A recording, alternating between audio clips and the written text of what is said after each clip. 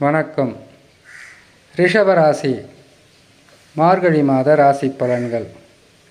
ரிஷபராசிக்காரர்களுக்கு மார்கழி மாதத்தில் கிரகங்கள் எத்தகையான பலன்களை தரப்போகிறது என்பதை சிறு விளக்கமாகவே பார்க்கலாம். ரிஷபராசிக்காரர்களுக்கு கிரகங்கள் தரக்கூடிய பலன்களை பற்றி பார்ப்பதற்கு முன்பதாக சந்திராஷ்டம தினங்களை தெரிந்து கொள்வது மிகவும் உதவியாக இருக்கும். சந்திரன் 8ஆம் இடத்தில் சஞ்சாரம் செய்யக்கூடிய 2.25 நாட்கள் சந்திராஷ்டம தினங்கள்.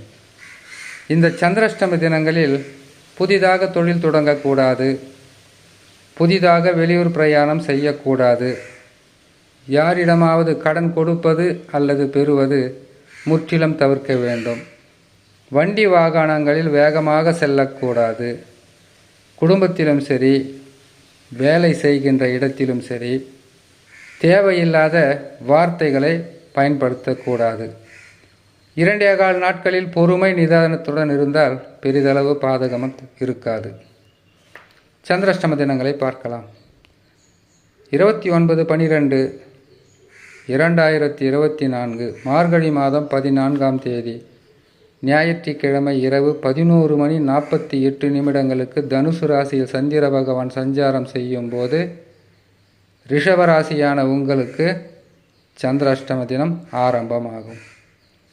சந்திராஷ்டம தினங்களிலிருந்து விடுபடக்கூடிய நாட்களாக 1/1/2025 மார்கழி மாதம் 17ஆம் தேதி புதன்கிழமை காலை 7:03 மகர ராசியில் சந்திர பகவான் சஞ்சாரம் செய்யும் போது சந்திராஷ்டம தினங்களிலிருந்து விடுபடக்கூடிய நாட்களாக இருக்கும். இம்மாதத்தில் கிரகங்கள் தரக்கூடிய பலன்களை பற்றி பார்க்கலாம். ரிஷபராசியில் குரு பகவான் வக்ரம், இன்னும் 2 மாதங்களில் வக்ர நிவர்த்தி. குரு பகவான் வக்ர நிவர்த்தி பெற்றதும் பயிற்சி காலங்களை நோக்கி செல்லுவார். வக்ர நிவர்த்தி பெற்றதும் நற்பலன்கள் என்பது அதிகமாக கிடைக்கும். ரிஷபராசிக்காரர்களுக்கு கடந்த ஓராண்டாக நீங்கள் பட்டு வந்த கஷ்டங்களும், வீணான அலைச்சலும், வீணான ஊர் பிரயாணமும், தேவையில்லாத குழப்பங்களும், தேவையில்லாத சஞ்சலங்களும் விலகுவதற்கு இன்னும் சில மாதங்கள் மட்டும்தான். யோக காலங்களும் அதிர்ஷ்ட காலங்களும் இனிமேல் உங்களை தேடி வரும். நீங்கள் அனுபவித்து வந்த துன்பங்களுக்கெல்லாம் இரட்டிப்பான நற்பலன்களை கொடுக்கின்ற காலம் அருகிலே இருக்கிறது என்பதை முழுமையாக ரிஷபராசிக்காரர்கள் நம்பலாம். ரிஷபராசியிலிருந்து 3ஆம் ராசி என்று சொல்லக்கூடிய கடகராசியில் செவ்வாய் பகவான் நீசம் பெற்று வக்ரம் பெற்றிருக்கிறார். அப்படி நீசம் பெற்ற செவ்வாய் பகவான் உங்கள் முயற்சிகளில் சிறு தடையும், அது மட்டும் இல்லாமல் உங்களுக்கு வரக்கூடிய எந்த விதமான நற்காரியமாக இருந்தாலும் அதில் தடை, பின்னடைவு, தடங்கள் கட்டாயம் கொடுப்பார். ஒரு சில மாதங்கள் மட்டும்தான். ரொம்ப நாள் கஷ்டப்பட்டு வந்துட்டீங்க, இதுக்கப்புறம் பயம் வேணாம், நல்லது நடக்கும். ரிஷபராசியில் பிறந்த உங்களுக்கு கேது பகவான் 5ஆம் ராசியில் இருக்கிறார். 2025 கேது பயிற்சி, ராகு கேது பயிற்சியும் இருக்கிறது. அதுவும் யோகத்தை தரும். 5ஆம் இடத்தில் இருக்கக்கூடிய கேது பகவான் பூர்வ புண்ணியஸ்தானத்தில் இருப்பதினால் கேது பகவானால் பாதகம் இல்லை. புதன் பகவான் 7ஆம் ராசியில் இருக்கிறார். உறவு, நட்பு, சொந்த பந்தம் இவர்களால் இம்மாதத்தில் நற்பலன்கள் நடக்கும். சூரிய பகவானை பொறுத்தவரையில் 8ஆம் இடத்தில் இருக்கிறார். ராசிக்கு 8இலே எந்த கிரகம் இருந்தாலும் அவ்வளவு சிறப்பான பலன்களை தராது. உடலில் நோய்கள் வரலாம், குடும்பத்தில் சில பிரச்சனைகள் வரலாம். பெரிதளவு பாதகம் இல்லை. ஏன்னு கேட்டிங்கன்னா கிரகங்கள் நல்ல நிலையில் அமர போகிறதுனால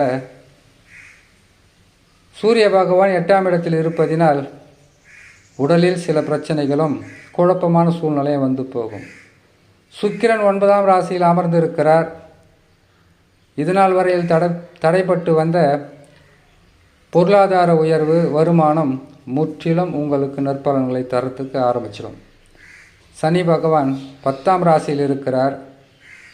இன்னும் சில மாதத்தில் லாபஸ்தானம் என்று சொல்லக்கூடிய 11ஆம் ராசிக்கு வருவார். அன்று முதல் உங்கள் வாழ்க்கையில் பொன்னான காலம் ஆரம்பமாகும். ராகு பகவானை பொறுத்தவரையில் 11ஆம் ராசியில் இருப்பது உங்களுக்கு பொருளாதார உயர்வை கொடுக்கும். இன்னும் 2-3 மாதங்கள் தான். ராகு பகவானும் பயிற்சி பெற்று அவர் 10ஆம் இடத்திற்கு போவார்.